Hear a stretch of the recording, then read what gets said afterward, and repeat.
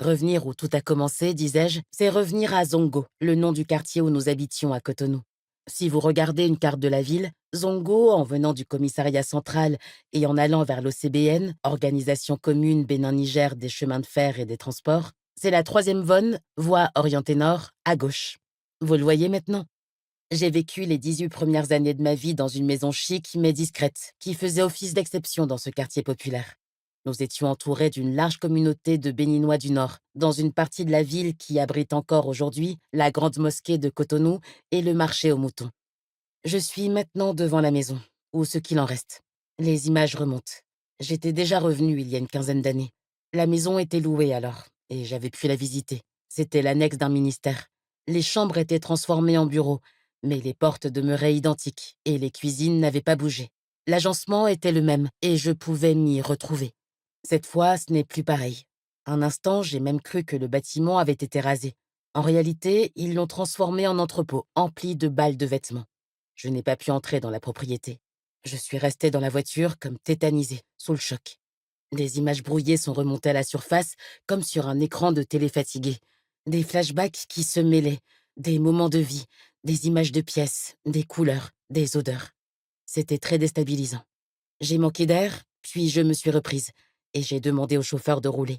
Impossible quand on ne l'a pas connue d'imaginer cette maison telle qu'elle a été pendant plus de 25 ans. Ma mère me dirait que j'accorde trop d'importance à des futilités, que le passé est derrière nous et qu'il faut avancer.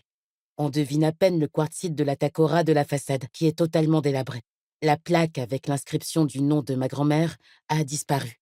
Quand je vivais là, le nom de Georgette Mbadji, épouse Monteiro, accueillait tous les visiteurs. Grand-maman a construit cette résidence au début des années 70. C'était une très grande maison avec un tout petit jardin. À l'étage, deux portes. À gauche, une porte capitonnée qui ouvrait sur un salon magnifique, puis sur une grande terrasse avec une partie salle à manger. Au plafond, un lustre surplombait la grande table en merisier. Tout le long du mur, un grand vaisselier en verre et merisier abritait la vaisselle en porcelaine et l'argenterie. Accrochés dans toute la pièce, des tableaux de maître dans le style Van de Velde.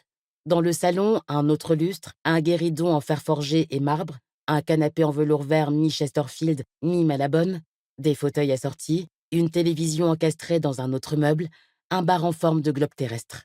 À droite de l'escalier, une porte en bois annonçait la cuisine, entièrement habillée de formica orange.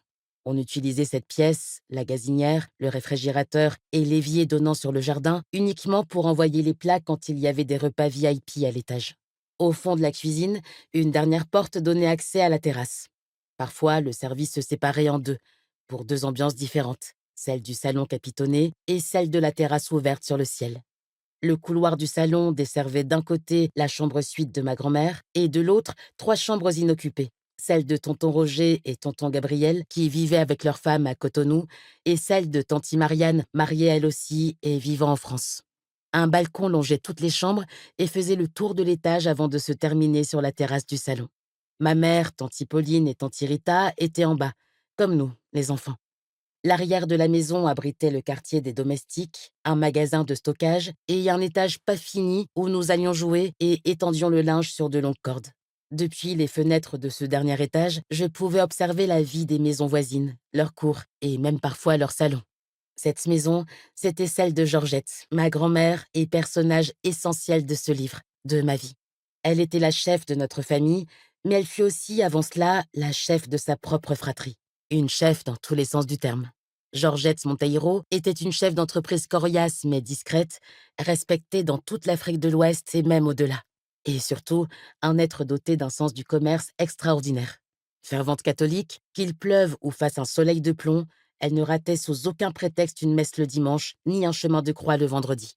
Au Bénin, la réussite financière vient presque toujours du commerce, et Georgette y a excellé.